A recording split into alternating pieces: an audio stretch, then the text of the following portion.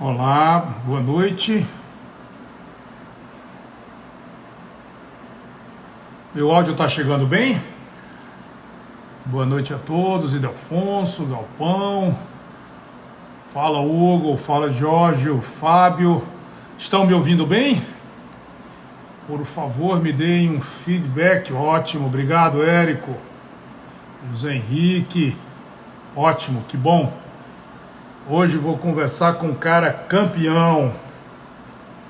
Daqui a pouquinho ele vai estar conosco aí. Henry Zilberstein. Um cara inovador. Vamos bater papo. Um cara que tem uma história maravilhosa, não só de leilão, como de superação, como de vida, como de ensinamento. Um cara campeão. Em alguns minutos vou chamá-lo. Ok. Que ótimo. Ou seja, vamos ver se ele já está aqui. Já está aqui conosco. Sou de Leilões. É isso aí. Vamos lá. Vamos convidar aqui o Henry. Ver se ele responde. Ok. Grande Oi. Vicente! E Fala, aí, cara. cara? Tudo bem? Tudo bem? Como é que você tá? Graças a Deus. Pô, você fica enchendo minha bola aí, depois a galera tem uma expectativa alta e como eu faço, hein? Você é fera, cara. Você é fera. Você é um Pô, cara campeão. Você é um cara que que a isso, gente. cara. Você é um cara que engrandece o nosso ramo, engrandece a nossa atividade. Obrigado, que isso. Vindo de você, vale por dois. Obrigado pelo convite. Um prazer falar contigo sempre. Cara, eu primeiro que te agradeço o bate-papo, você é sempre muito disponível, mas a gente, todo mundo com compromisso, parece que essa pandemia fez a gente ficar com mais compromisso, tudo é urgente, né? Tudo é pra... Se tudo já era para ontem, na pandemia é tudo para anteontem. Para E anteontem. tá todo mundo produzindo. Eu não sei se por a gente estar mais conectado também, a gente vê tanta gente produzindo que a gente se sente na obrigação também, Na, né? E na- na aí, obrigação de puf, produzir. Olha aqui, ó. Aqui, estamos fazendo live, cara. Tá maluco? é, é isso Jamais aí, iríamos cara. fazer isso. Que bom, que bom. Cara, bom, já te agradeci. Como é que eu começo aqui fazendo essas lives, né? A gente está produzindo um acervo, tá? Eu estou produzindo um acervo, chamando pessoas da área, leiloeiros que eu conheço, que eu respeito, pessoas do mercado, e estou também trazendo pessoas fora do mercado. O nosso objetivo é falar, primeiro, sobre vidas, tá? Falar da nossa história, do nosso dia a dia, e falar também da nossa atividade. Eu acho que a gente tem muito a contribuir nesse período de pandemia, cara. A gente começou a ver, se falou muito em leilão, como tudo que é do mundo digital. Só que eu fui pesquisar, cara, não tem leiloeiro falando, É a gente não verdade. mostra a cara. Eu falei, quer saber? Somos nós que temos que mostrar a cara, nós que temos que aparecer, e eu vou começar a convidar pessoas. Então, assim, nós escolhemos um tema amplo, a gente fala um pouquinho da vida, eu faço um resuminho aqui, peço para você se apresentar e, claro, eu faço um scriptzinho para não me perder, para que a gente possa explorar um pouquinho de todos os assuntos. Se a gente começar a bater papo aqui, vamos virar a noite Não, e não, é aí isso se aí. perde. Né? Eu vou ler aqui um resuminho aqui. Henry Zilberstein, é isso a É isso pronúncia? aí. Perfeito, perfeito. Brasileiro, 40 anos. Você é paulista da Gema, né? Estudou no Palmares, na Politécnica e é corintiano. Graças a Só, Deus. Graças só a tem Deus. esse defeitinho. Se fosse São Paulino, você era mais campeão ainda. Putz, difícil, hein? Mas tudo bem. Você morou fora do Brasil, trabalhou fora. Antes de entrar no mercado de leilões, trabalhou em grandes empresas, segmento de construção civil. Trabalhou com consultoria, com gestão. Em 2008, fundou o portal Sou de Leilões, não é isso? Em 2016, você se tornou leiloeiro oficial. Hoje, depois de uma mudança, de uma fusão no mercado aí, extremamente interessante, a gente vai falar lá na frente, para mim, um maior movimento desse mundo digital dos leilões aí que você costurou junto com a Superbid. Você continua como CEO da Sold, né? Como já falei, corintiano, gente boa, gosta de música, esporte, é pai da Carolina, do Felipe, do Pedro, esposo da Mariana, e é um cara que, além de Ma- tudo na vida, da Marina, da Marina, Marina. Marina. E é um cara que, além de tudo, se reinventou de alguns poucos anos para cá. Fala um pouquinho da tua vida. Primeiro, assim, a gente vai falar nisso porque eu quero, nesse primeiro momento da live, eu quero falar sobre esse teu momento de vida, que acho que é muito relevante. Mas primeiro fala como é que foi a tua carreira profissional, fala um pouquinho da Sold, como é que você chegou aqui, aí na minha Vamos frente. lá. Obrigado pelo convite. É um pouco do que você falou. Eu venho de uma família de classe média, privilegiada de São Paulo. Então, estudei, me formei, fiz engenharia civil. Na época que eu me formei, 90% dos meus colegas iam trabalhar ou em banco ou em empresas de consultoria. Então, ao longo da faculdade, eu estagiei e trabalhei em empresas de construção civil, primeiro em obra e depois na área de negócio, comprando terrenos na Tecnisa. E aí, na hora de me formar, eu, entre banco e consultoria, optei pela consultoria. E aí fui trabalhar com gestão estratégica, fazendo trabalhos em empresas varejistas e na indústria, na Unilever, no Pão de Açúcar, na Johnson Johnson e tal. Fui expatriado por essa empresa pela primeira vez, fui morar no México, super Isso em que jovem. ano? Isso em 2004, 2005. E eu trabalhava com modelos de precificação para a indústria e para o varejo e com modelos de go-to-market, né, de estratégia de como as empresas iam para o mercado, atender diretamente, indiretamente e tal. Como eu fiz a Poli, engenharia, eu era um cara bom de números, então mexia bem no Excel e tal. Depois de 2 anos em consultoria, veio uma proposta para eu continuar na área de consultoria, mas na área de recursos humanos. Um headhunter chegou para mim e falou, cara, você é um cara comercial, você é um vendedor, mas você não se descobriu ainda. E graças a Deus eu resolvi acreditar nele, porque na minha cabeça eu falei, cara, nada contra. Até então você nunca tinha trabalhado com venda? Nada? Absolutamente nada? Nada. Você sempre estava nas planilhas? Nada, nas planilhas, nas apresentações, conversando com as pessoas, mas nada de venda. Eu até era júnior, eu tinha 25 anos, né? Para vender mesmo, consultoria, você precisa estar mais sênior, né? Você precisa ter rodagem. E aí, cara, acreditei nele que, na verdade, o RH era um mero detalhe e que a Michael Page, que era uma empresa inglesa que eu fui trabalhar, trabalhei lá 3 anos e meio, na verdade, era uma empresa de vendas e, cara, foi ótimo, porque lá eu, primeiro, me relacionei num nível muito aquém do que eu me relacionaria se eu continuasse onde eu estava. Então, eu contratava presidentes e diretores, conversava com eles, eu fazia de 8 a 10 entrevistas por semana, então aprendi muito. Fui expatriado pela segunda vez no México, voltei para lá, curiosamente, porque a gente foi abrir o escritório da empresa que eu trabalhava lá, e eu sempre quis empreender, Vicente. Sempre quis ter o meu próprio negócio, pelo menos tentar, né? Eu sou filho de 2 empreendedores, então sempre quis tentar, mas quis ter uma experiência anterior. E aí, no meio do caminho, já conhecia a família Zuckerman, né? Meu irmão é melhor amigo de infância do André, e eles tinham essa ideia de montar a plataforma online, porque na época a online estava crescendo, tinha uma tal de Superbid que estava fazendo um trabalho incrível e chegou a hora deles terem a ferramenta. Nessa época o Zuckerman estava ainda no mesmo mercado de carro, de tudo, né? Ele estava em todas as áreas, não? Ele tinha se desfeito em 2004 dos carros e ele estava com os imóveis, que sempre foi o forte, e eles tinham uma operação de motos, que chamava leilão de motos. Então, o Mauro e a Helena tocavam os imóveis, o Fábio tocava as motos, e o André, que era o mais novo, estava entrando no online. Aliás, o André é um campeão. Um abração para o André. Não sei se ele está com a gente aí, mas é um cara campeão. André é muito Vou convidar ele depois para a gente bater um papo. Ele também tem uma história legal. Boa. E aí, cara, eu acabei eu bati um papo com eles como headhunter. Eu estava sendo contratado para encontrar o CEO da Sold. Quando eu entendi o que era, quando eu entendi o potencial, né? Depois de algumas reuniões, eu fechei a pasta e falei, turma, sou eu aqui, quero me candidatar. E graças a Deus deu certo. A gente desenvolveu a Sold, né? Montou a Sold em 2008. E basicamente, se quiser, eu posso começar a falar da Sold. Ou você quer... Não, eu acho que só fala o que é a Sold, que a gente vai entrar depois para falar só de leilão. O que é a Sold hoje? É um portal?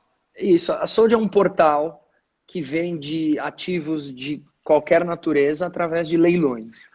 90% do nosso negócio, hoje em dia, está apoiado nas pontas, em ativos de alto valor agregado, imóveis, ou em ativos de baixo valor agregado, os materiais, que são provenientes de desativações que a gente faz, escritórios, restaurantes, hotéis, apartamentos decorados e franquias, e ou de estoque de empresas varejistas ou seguradoras. Então, logística reversa, salvados, ou alguém que tem um estoque ali que não girou e quer desovar com a gente. Isso é 90% do nosso negócio.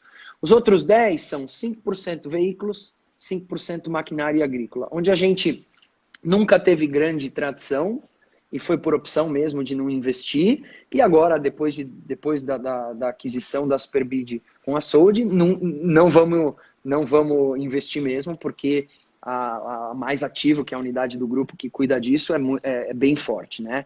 Então a ideia é que a gente fique nessas duas pontas mesmo. E a gente por enquanto, só faz leilão. Trabalhamos 99% para iniciativa privada, bancos ou empresas de qualquer tamanho. Então pode ser um barzinho na esquina super pequeno, desde que seja uma empresa com origem comprovada de ativos, ou empresas grandes, as blue chips, os bancos, a gente atende também. Eu vou inverter aqui, porque eu acho que a gente vai seguir falando da Sold e no final a gente vai falar da história de vida, porque a gente volta, porque eu acho que é mais legal. Me conta uma coisa, essa questão de empreendedorismo, eu vou te contar um negócio que me veio aqui à memória. Uma vez eu estava voltando do Rio, eu não sei se eu te contei isso, que eu estava com o Érico, e eu e o Érico estávamos voltando do Rio, eu não te conhecia ainda, e você sentou numa cadeira na frente, ou foi uma cadeira atrás, eu não me lembro. E você estava falando de leilão. Eu te contei a história. Você me contou. E eu não sabia, eu não te conhecia pessoalmente, e acho que você também não me conhecia pessoalmente. Não. Você está com alguns anos, acho que eu estava começando alguma coisa no Rio de Janeiro. E eu sei que você falando de leilão e tal, eu falei, Érico, descobre que esse cara aí, esse cara tem que trabalhar com a gente. Você me contou. Eu te contei essa história. É verdade. Agora lembrei, sim. E aí, ali eu percebi que você tinha esse viés comercial, e isso é muito legal, cara. Agora, pegando o gancho para seguir nessa linha de raciocínio, essa junção da Sold com a Superbid, ela mostra um movimento que eu considero talvez o maior movimento, vamos dizer assim, do mundo digital dos leilões até hoje, porque você teve alguns movimentos, mas no movimento físico, né? Os nossos, na nossa área aqui de carro, de lá. No movimento digital é o maior. Confesso que eu queria ter estado dentro dessas festas grandes, eu não gosto quando eu não participo, mas quem sabe o futuro é o futuro, né? Mas eu queria te dizer o seguinte, cara, você acha que isso é o caminho? Você acha que isso tende a ter essa... Como nos outros mercados, eu queria ouvir tua opinião enquanto leiloeiro. Você acha que esse é uma tendência, quer dizer, a união, o fortalecimento? Eu vou separar o cenário em dois, para a gente separar fusões e aquisições de um business de compartilhamento ou marketplace, tá? Então, se você me pergunta se os leiloeiros passarem a usar plataformas e compartilharem o ativo, a audiência, que é o mais difícil da gente ter no nosso business, não são os clientes, é a audiência, porque é a audiência que traz os nossos clientes, né? Você manter uma audiência potente a ponto de, sei lá, captar e não se preocupar porque vai vender com certeza, é algo para poucos e é muito difícil. Esse é o ponto. Então, esse compartilhamento de tecnologia, de informação, de audiência, esse para mim é um caminho sem volta e que pouco a pouco muitos vão aderir e vão entender. Então ele vai consolidar. Vai consolidar. Eu também acredito que sim, é inevitável. Ele vai consolidar por um motivo, Vicente. Hoje, quando você chega para um cliente, vamos pegar os bancos, que são tradicionais clientes do mercado leiloeiro, né, e originadores, né? Quando você pega um banco, o banco, ele, por natureza, ele está virando tecnológico. Então, mesmo os bancos tradicionalmente de agências grandes, são bancos tecnológicos. E que, por consequência, por oferecer para os seus correntistas tecnologia, exigem dos seus prestadores de serviços, no mínimo, algum tipo de equivalência. Nesse sentido, a tecnologia é algo que ou custa muito caro, ou que leva muito tempo para você atingir se você não quiser gastar.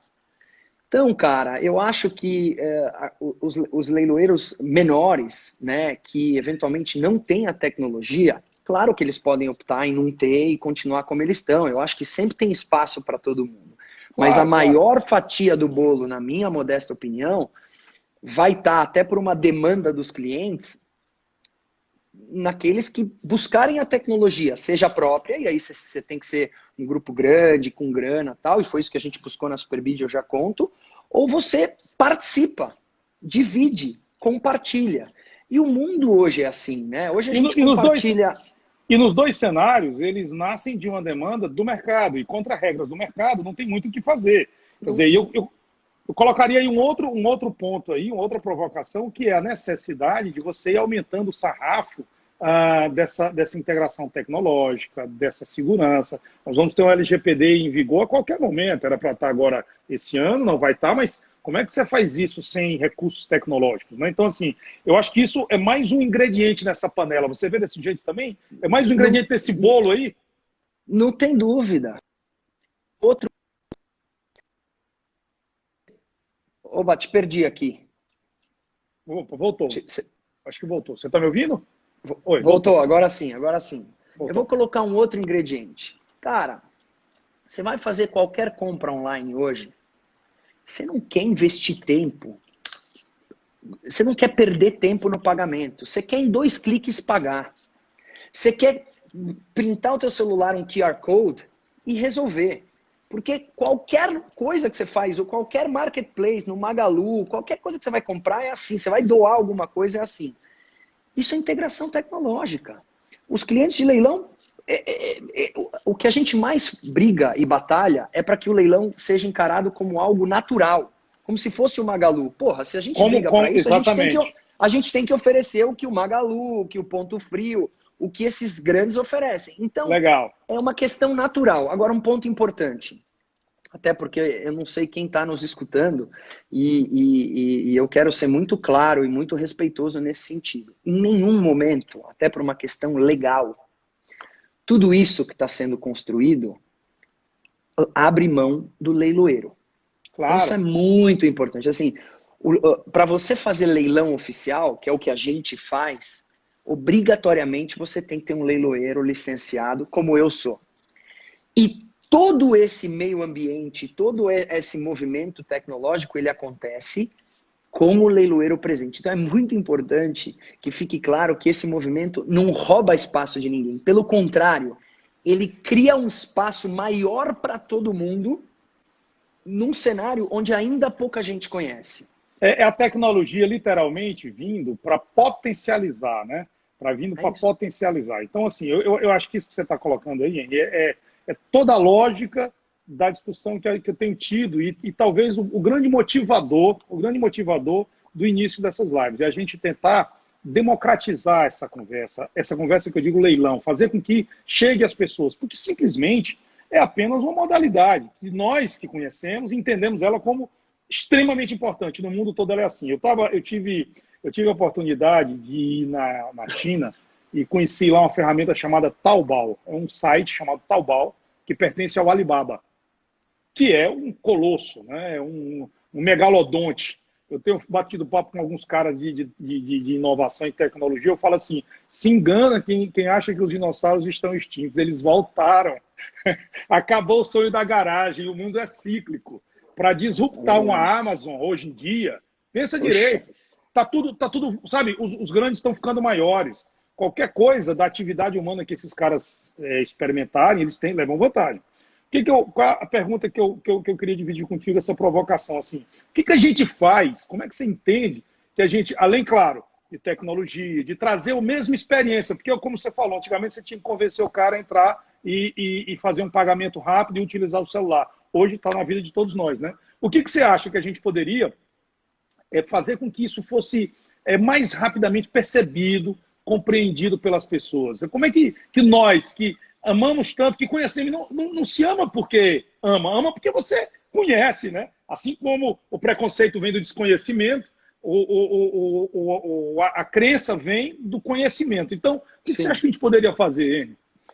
Vicente, eu acho que informação e educação é remédio para tudo, inclusive para os problemas do Brasil. Se a gente resolver com educação, resolve. Então, eu acho que a gente tem que continuar fazendo um trabalho, e aí eu estou falando, todos nós, né? Porque cada um de nós, leiloeiros, e são centenas, fazem esse trabalho de democratizar a informação, de desmistificar, de quebrar as barreiras, né? Então esse é um trabalho que a gente faz diariamente. Depois, eu acho que a gente tem que, já que a gente sempre luta por um lugar ao sol, quando conseguir o lugar ao sol, fazer jus. Então, tá atento às tecnologias, tá aberto à inovação. Eu vou fazer um comentário muito particular, né? Quando eu estudei o mercado de leilões em 2008 para entrar, eu vi que 95% do mercado era ocupado por famílias, por empresas familiares, muitas delas fazendo um excelente trabalho, empresas grandes mesmo, mas que algumas eram avessas à inovação. Quando a gente falava em montar site, ou quando eu ia nas reuniões lá dos leiloeiros como ouvinte e falava que eu estava tentando focar em materiais, eu ouvi muito de, tá bom, menino, porque realmente o dinheiro não estava nos materiais. E realmente, grande parte do dinheiro não está, mas se você fizer direito e souber cobrar, dá para tirar um caldo. Então o que eu quero dizer é o seguinte, nós como leiloeiros, além da informação, eu acho que a gente tem que quebrar o nosso próprio preconceito para entender quais são as demandas, quais são as necessidades e até um pouco de coerência, porque, de novo, se você quer tanto lugar ao sol, você tem que estar disposto a suprir o que aquele lugar demanda, né? Fala. Não, e por fim também, eu acho que a gente tem que ter a humildade de entender que existem determinadas questões do nosso mercado, do nosso negócio, que ainda merecem uma melhor dedicação para a gente resolver. Né? Então tem várias questões. Então tem a questão do crivo, que acaba colocando um carimbo negativo, tem uma questão de que às vezes o imóvel está penhorado, isso não é bem descrito. Então eu acho que a gente tem que também ter a humildade de pegar as dores do nosso negócio e trabalhá-las um pouco melhor, seja reconhecendo, seja expondo aquilo que hoje é visto como dor e amanhã não vai ser visto como dor, vai ser visto como uma questão, assim como tem várias outras questões. Só para concluir, algo que para eu não esquecer de falar, a gente vive numa era de compartilhamento. Você compartilha bicicleta, você compartilha patinete, você compartilha carro, você compartilha apartamento no Airbnb. Agora eu já vi que um amigo meu está lançando da Vitacom o compartilhamento de apartamento. Você vai morar 2, 3 meses onde você quiser. Por que nós não podemos compartilhar tecnologia, base de dados e trafegabilidade? Eu acho que é um caminho natural. Eu só não queria esquecer de falar isso. Eu vou colocar mais um item que eu acho que é muito importante para essa mudança, que é compartilhar conhecimento. Nesse passado, eu fiz parte desse passado também, né? Eu costumo dizer que eu sou o último dos antigos e o primeiro dos novos, dessa nova geração. E de fato, tinha sim esse cenário, tem um pouco desse cenário ainda. Por exemplo, isso aqui que a gente está fazendo, que eu comecei a fazer, era impensável. Os leiloeiros se dividirem, trazerem informações, eu pular a solde dentro da plataforma da VIP, divulga. Isso era inimaginável, porque você estava tirando o meu cliente. E óbvio que não. Óbvio que eu quero é que a Sold faça uma grande coisa para o mercado, que a Superbid faça, que o Santoro faça, que a Milan faça, que todos façam. Pessoas que obviamente, que estão fazendo, como você disse, o by the book, no sentido de para que o mercado cresça, isso sim, eu acho que eleva a todos nós, sabe? Isso tudo vai melhorar a atividade, porque a gente acredita, cara, a gente está no imaginário da população, entende? Isso está no imaginário das pessoas, o brasileiro gosta disso. Eu concordo, e é uma coisa que às vezes não é tão simples de entender, mas se você parar para ver os números, ela é muito óbvia, porque na verdade a gente não precisa concorrer tanto entre a gente.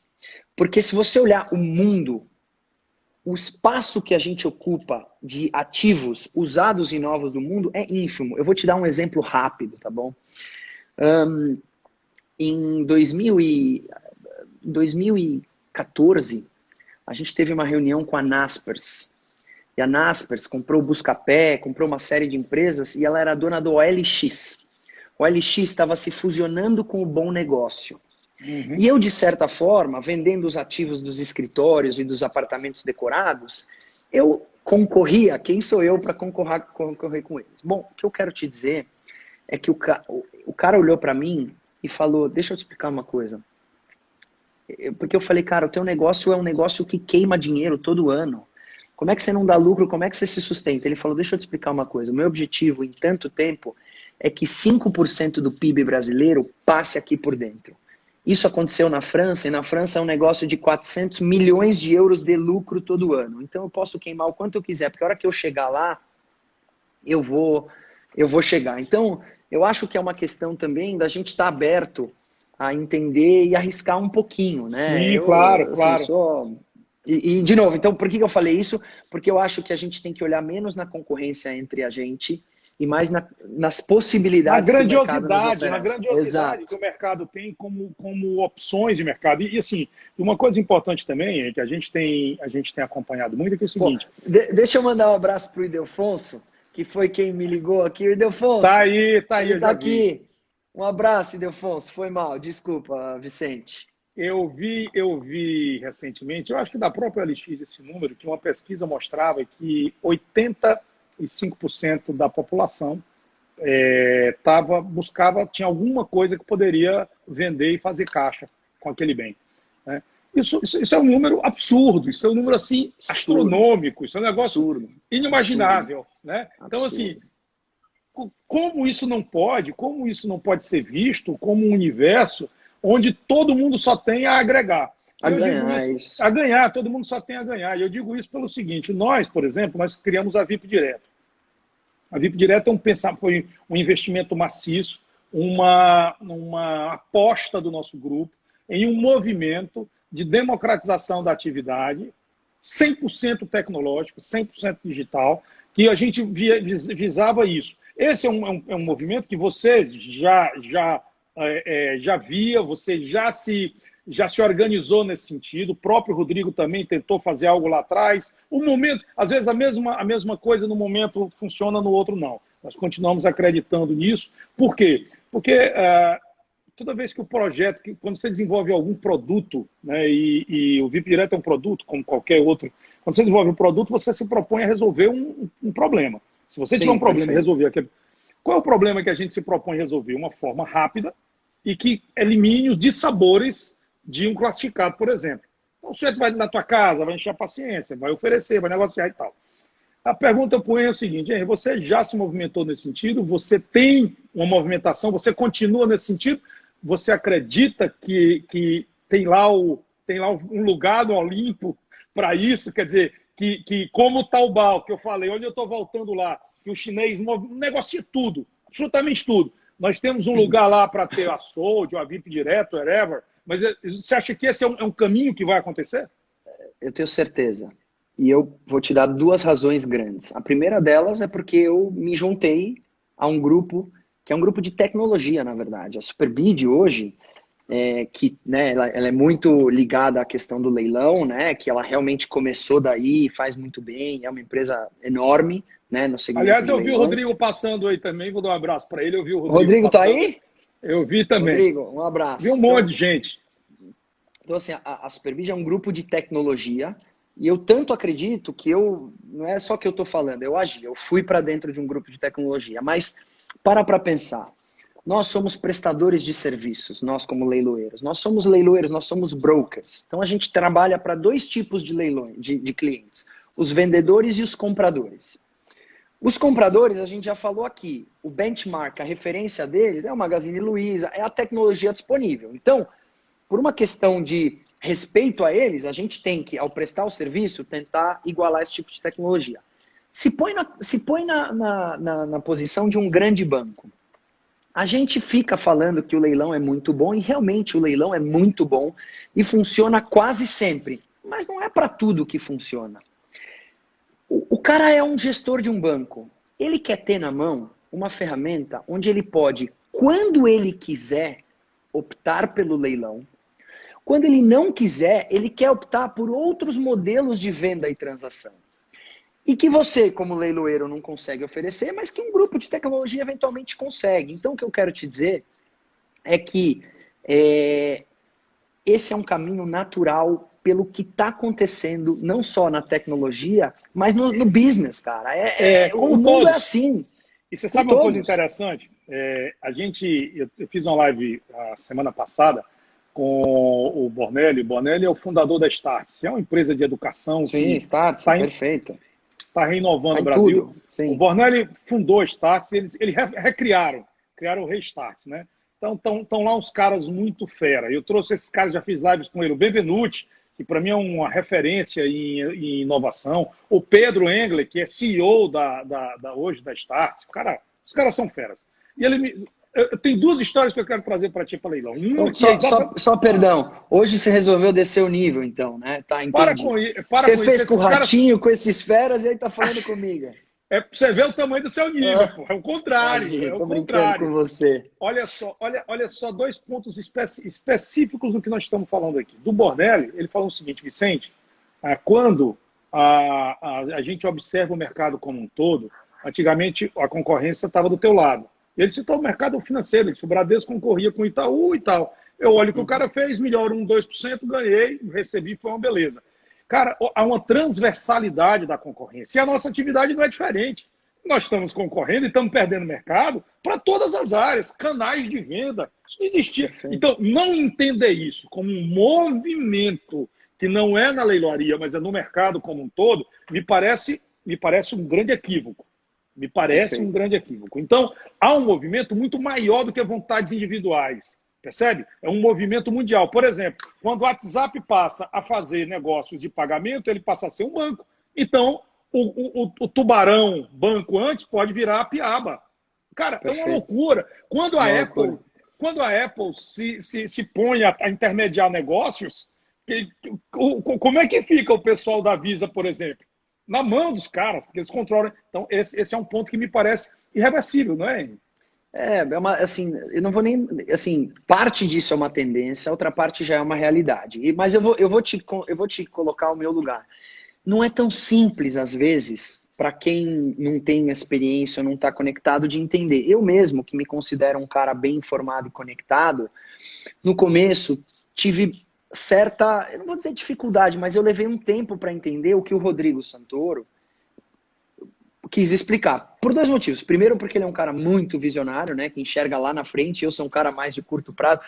A minha característica é o seguinte: se você chegar para mim e me botar numa sala e falar, cara, vamos planejar aqui o mercado de facas em Singapura em 2030, eu vou falar, vamos, mas eu não sou o grande cara para contribuir. Se você sair dessa reunião e falar, tô com o plano aqui para atingir não sei quanto em 2030. Precisa alguém para executar? Esse cara sou eu. Eu gosto da operação.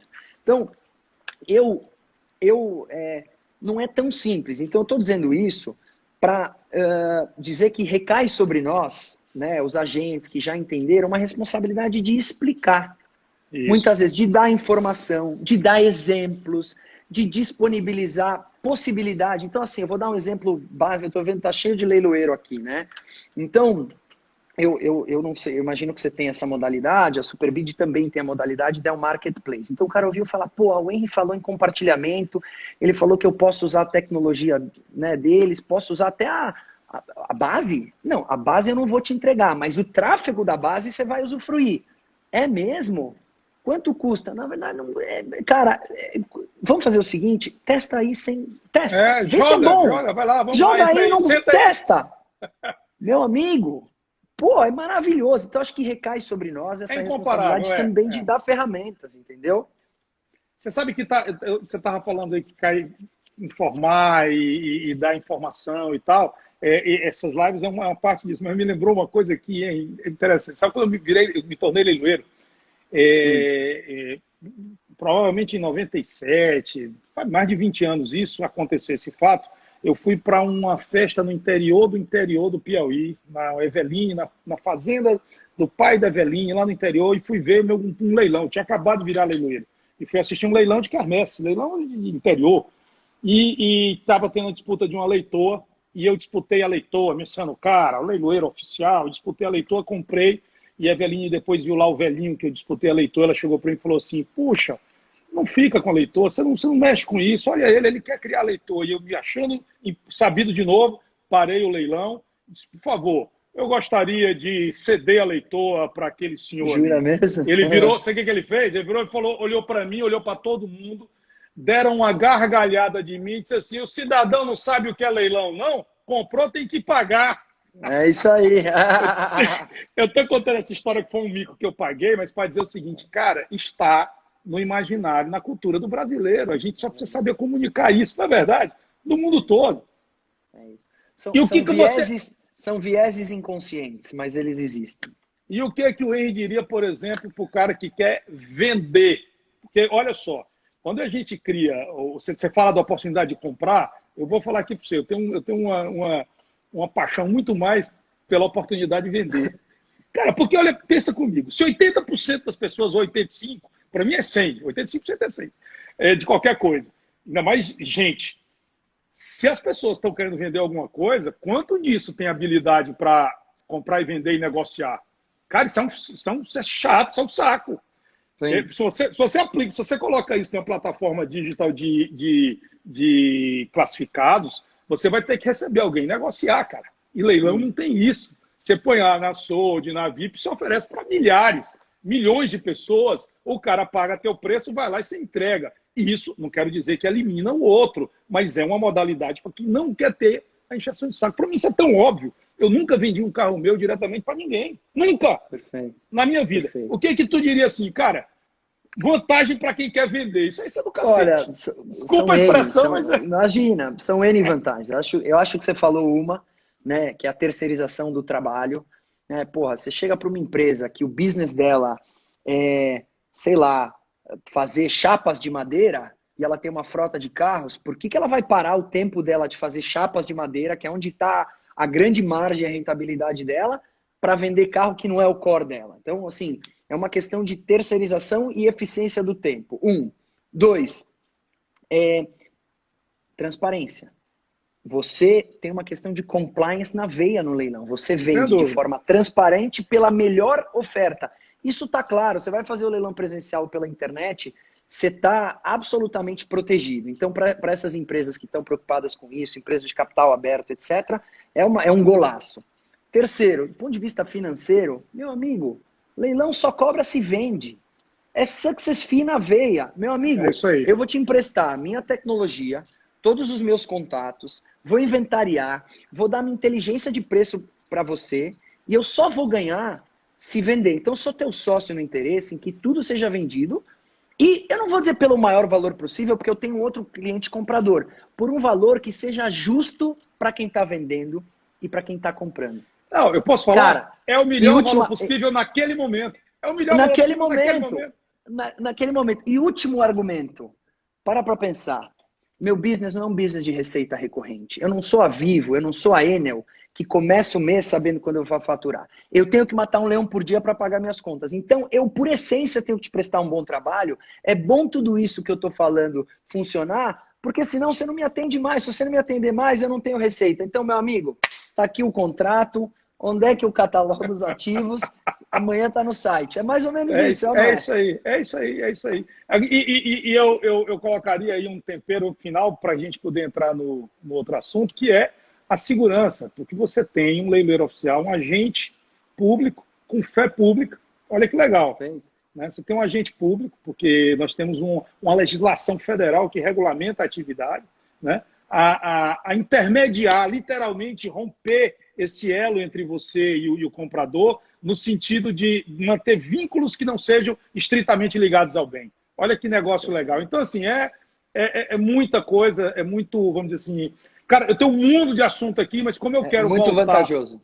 Como eu quero explorar um pouco não só a tua experiência fora leilões, mas a tua experiência de vida que você abraçou ultimamente, eu quero falar um pouco de leilões beneficentes também ligado a isso. Mas antes eu queria que tu contasse para a gente aqui o que foi que aconteceu na vida do Henry de 3 anos para cá, 2 anos, né? 2 anos e meio? 2 anos e meio. Conta para a gente o que aconteceu aqui, que você teve a oportunidade de se reinventar. Eu costumo dizer o seguinte, cara, isso é uma oportunidade. Não percam essa pandemia. Você não sabe se vai ter outra. Eu digo isso para as pessoas. Conta pra gente. Assim, aconteceram 2 coisas de 2 anos quase 2 anos para cá. Primeiro, como você bem falou, a gente se juntou ao grupo Superbid. Acho que foi uma transformação importante na nossa vida. E eu acho que a gente está no começo de uma bonita história. Mas respondendo mais diretamente à tua pergunta, Eu sou pai de 3 e o meu caçula, o Pedro, 2 anos e meio atrás, nasceu com síndrome de Down. Eu e a minha esposa Marina fomos pegos de surpresa, já que a notícia da síndrome só nos foi dada um dia depois do nascimento. E eu, por falta de informação e falta de oportunidade de convívio com a diversidade, com a inclusão, achei que era uma coisa ruim, Vicente. Eu questionei muito Deus do porquê que ele me mandou um filho com síndrome de Down, se eu me considerava uma pessoa boa. E eu falo isso com a maior humildade e transparência do mundo, sem ter vergonha, porque eu acho que parte da minha missão hoje é contar a realidade. Porque se eu falar que, você imagina, eu tive 3 filhos, 2 totalmente típicos, sem deficiência, o terceiro nasceu na minha cabeça perfeitinho, no dia seguinte me falam que ele tem síndrome de Down, e eu tinha um nível de informação sobre a síndrome de Down que era baixo, e o pouco que eu tinha era totalmente enviesado. Então era natural que eu me sentisse mal. Mas eu recebi, o Pedro ficou na UTI por ter nascido prematuro, nesse tempo eu recebi informação e acolhimento, e aí percebi que não era um castigo, era o contrário, uma oportunidade de vida de tê-lo do nosso lado e poder enxergar o mundo através de uma outra perspectiva. A partir daí, cara, comecei a trabalhar para que os meus amigos e familiares, primeiro, essa era a mentalidade, próximos, certamente que tinham os mesmos preconceitos que eu, não enxergassem o meu filho de uma forma piedosa ou caridosa, ou ainda que tratassem ele diferente do que tratariam a Nina e o Lipe, que são os irmãos sem deficiência. A gente criou uma continha de Instagram, porque eu acredito muito que as pessoas vão enxergar o teu filho da mesma maneira como você o enxerga. E apesar de, via de regra, ninguém escolher e querer ter um filho com deficiência, e comigo não foi diferente, eu e a Marina estávamos enxergando o Pedro como uma criança qualquer, como todas, com todas as possibilidades. E, pô, se a gente dividisse isso com o nosso meio né, de amizades próximos, aqueles olhares mais temidos, aquela baixada de volume quando falava, o Pedro nasceu, né, com síndrome de Down, como se fosse um pecado, e não era por mal, eu era uma dessas pessoas até 3 anos atrás que por falta de informação fazia a mesma coisa. E acabar. E aí essa conta de Instagram, que é o @pepuzilber, acabou evoluindo, e hoje a gente, junto com um grupo de voluntários, montou uma ONG, que atua com inclusão de pessoas com deficiência intelectual, sobretudo na informação, né, em informar, porque boa parte das pessoas não sabem e não é por mal, e também trabalhamos e gastamos uma energia importante fomentando ocasiões de convívio inclusivo, porque informar é importante, mas não tem nada mais potente na nossa visão do que as pessoas conviverem com a inclusão e com a diversidade e perceberem as vantagens que elas oferecem a todos que com elas se envolvem. Isso eu fiz questão de te perguntar, Henrique, você já tinha me contado, tá? Pessoalmente, você já tinha me contado isso. Nós temos um outro colega que também tem um filho com síndrome de Down, que é o Valand, você conhece, Marcelo Valand. Sim, Mateuzinho. E com vocês eu comecei a entender um pouco isso. Eu também não entendia. O desconhecimento é algo atroz, porque ele te faz criar coisas, sejam boas ou ruins, não importa, ele te faz criar coisas que não são as verdadeiras. E, cara, assim, não só eu passei a conhecer mais isso, como eu vi o poder que isso tem quando mobiliza pessoas como você, como todo mundo. Ou quantos seguidores já tem a conta do Pepe? Acho que 100 mil, cento e tantos mil. É um negócio... 160 mil. Então, 160 mil seguidores, pessoas que estão ali, que você está comunicando com elas um assunto que não tem nada a ver com o teu negócio, mas que está fazendo bem. Está fazendo bem. E assim, quando você fala inclusão, a inclusão ela também é transversal, né? Você aprende a olhar diferente. Onde eu estou provocando. Não é que você está ensinando a pessoa a olhar alguém atípico em relação ao Down, mas você está ensinando a olhar tudo, não é isso? Te parece que isso é uma mudança de comportamento? Total, cara. Assim, ele é engraçado, não tem a ver com o meu negócio, mas tem. Sabe por quê? Porque a inclusão me transformou tanto que eu sou hoje uma pessoa muito melhor. Não melhor que ninguém, eu sou uma versão melhorada de mim mesmo. Eu aprendi. Eu sou hoje um líder muito melhor, porque o Pedro, ele me ensinou várias coisas. Primeiro, a valorizar as pequenas atitudes. Depois, a entender e respeitar as individualidades alheias. Ele me ensinou a ser uma pessoa muito mais empática. Ele desenvolveu em mim soft skills, que você tem o hard skill, que é a habilidade técnica. No limite, você vai lá, se matricula num curso de Excel, se matricula num curso de inglês, se dedica, se aprende. Então, você pode comprar o hard skill. O soft skill você não compra, é só vivência e experiência. Então, eu, por ter mexido em áreas, em habilidades, soft skills, que eu na loucura do dia a dia, eu não prestava atenção. Hoje eu sou um ser humano e um profissional, me considero melhor do que eu era. Não estou falando melhor que ninguém, melhor, uma versão melhorada de mim mesmo. Então, no final das contas, impactou no meu negócio, mas não no business, e sim na maneira de eu agir. Que é uma consequência direta, né? Quando o líder passa a enxergar isso, a liderança se torna melhor e o resultado, não tenha dúvida que é o impacto direto, né? E assim, você se engajou, cria uma ONG, passa a dedicar, o tempo parece que sobra, né? Você não vivia num mundo que não tinha tempo para nada. Cara, é um negócio, eu vou dividir contigo também uma coisa que aconteceu. Hoje eu estava fazendo dei uma entrevista, uma repórter perguntou por que eu estou fazendo isso, essas lives. Tipo assim, perguntando, pô, como é que a pessoa começa a fazer isso e tal? E eu era um cara avesso à rede social, tá? E ela... Você é o cara que tinha que ter um programa na TV em horário nobre? Eu era completamente avesso. Eu era completamente avesso. Primeiro porque achava que dava trabalho, e você ia se expor, e você ia passar por uma série de sabores que não eram necessários, não iam agregar para o nosso negócio. E eu até falei para essa repórter, eu disse, olha, esse homem acima de 40 anos, acima de 30 anos, ainda está precisando de gente batendo palma para ele está precisando de uma terapia. É verdade. Ele não está precisando de palma. A gente faz isso porque você tem que buscar algo maior. Cara, algumas pessoas mandam mensagens para mim no privado, no direct, né, falando melhor, mandam mensagem para mim no direct, falando coisas, puxa, aquilo que você falou me melhorou minha vida. Cara, faz uma diferença gigantesca, sabe? Imagina quantos mães e pais de pessoas que estão aprendendo a lidar com a síndrome por conta do Instagram e por conta das ações que você tem feito, né?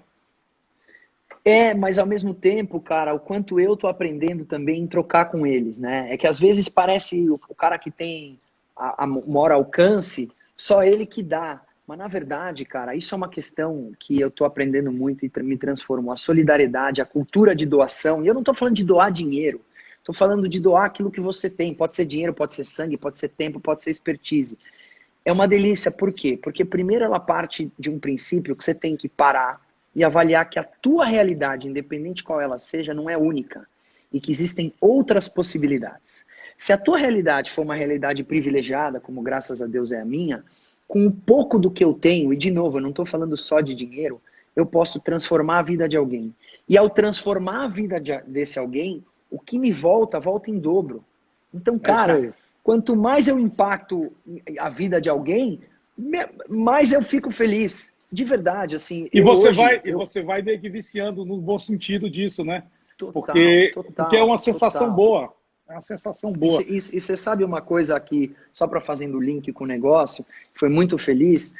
Eu hoje faço parte de um grupo, que é o grupo Superbid, que valoriza a questão da inclusão e da diversidade, né? Eu faço, por exemplo, parte de um comitê de diversidade, onde a gente divide essas questões, são bem-vindas. A gente, antes da pandemia, estava contratando pessoas com deficiência intelectual, parou porque o escritório fechou.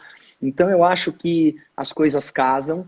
Você não é que você arranja mais tempo, você vira mais eficiente e, cara, do ponto de vista de entrega e resultado, graças a Deus está indo super bem em todos os campos. Então, acho que é bom, quando você está feliz, quando você está alegre e encontrou aquilo que você quer fazer, as coisas ficam mais fáceis. Eu também não tenho nenhum problema em dizer que eu não tinha sensibilidade para isso, sabe? Eu vivia o dia a dia, acho que como todo mundo, tudo para ontem. E você diz assim, cara, eu já estou contribuindo, estou gerando muito emprego, literalmente milhares de pessoas. Pagando os impostos. Estou pagando imposto pra caramba, estou fazendo minha parte.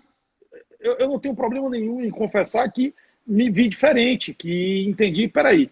E você sabe em que momento? Eu vou te falar. Foi quando a gente, na hora que aconteceu a pandemia, aquele tiro no peito, que eu costumo dizer, para tudo, você fica com aquele medo, vamos organizar a casa, como é que a empresa vai sobreviver, como é que a gente vai sobreviver. Passado isso, eu comecei a conversar com os nossos líderes, dizendo o seguinte, o que a gente pode entregar? Cara, todo mundo está fazendo alguma coisa, fulano de tal fez isso, empresa tal, o que a gente pode entregar? E aí nós resolvemos entregar o que a gente tem, que é leilão. Então, nós pegamos a VIP Direto, lançamos uma plataforma, lançamos um programa, né? Fizemos um programa e dissemos o seguinte, cara, durante toda a pandemia, durante todo esse problema, nossos leilões, nós vamos realizar leilões gratuitamente, se forem beneficentes, e para pequenas empresas que queiram realizar leilões de seus estoques, do que for. Cara, tivemos uma adesão gigantesca, já fizemos vários leilões para várias áreas, e aí eu vou entrar onde eu quero, na área que eu quero entrar com você, pelo seguinte, cara, isso começou a ficar legal, as pessoas ligam, pô, e como é leilão? Não paga quem compra, não paga quem vende, nós começamos a trabalhar, um boteco de um amigo que estava quebrando, juntou todo mundo, um cara deu isso, ok e tal, levantamos uma grana, salvamos o boteco, uma associação beneficente, artistas. Nós estamos fazendo leilão beneficente como nunca, nunca, sabe? Estamos criando um acervo. Eu sei que você também faz muito isso, eu sei que você fez vários eventos também, e eu queria te fazer uma provocação, que o nosso tempo está acabando, e eu chamei todos os colegas aqui, eu sempre disse assim, cara, nós sempre realizamos leilões beneficentes. Foi meio que no automático. Aí eu vou fazer aqui, final de ano, vou lá, o cara vai fazer o leilão, o Renato faz lá do Neymar, faz uma graça e tal. Tudo bem, tá tudo certo, isso não tem nada de errado.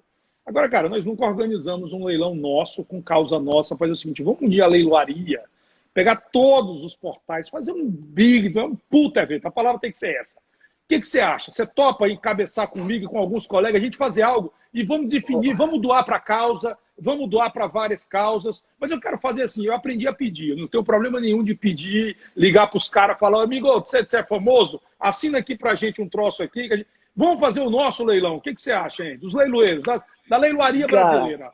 Você tá pegando a pessoa errada. Onde eu pago? Onde eu assino? Quanto eu pago? Vamos amanhã.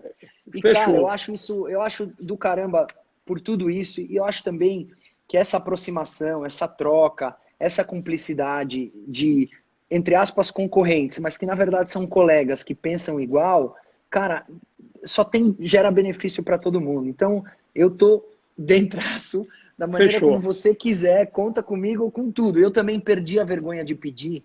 Sabe por quê? Porque nada é para mim. É isso aí.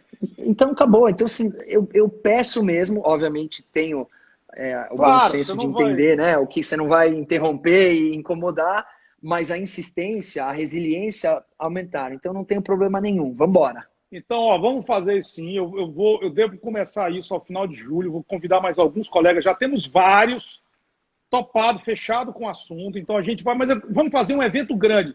Vamos pôr o mesmo leilão em todas as plataformas, Superbid, Sold, todas as da VIP, todos os colegas. Ó, já tem alguns, Guarilha está dentro, a Liliane lá do Pestana está dentro. Pestana. Então, vamos fazer diferente.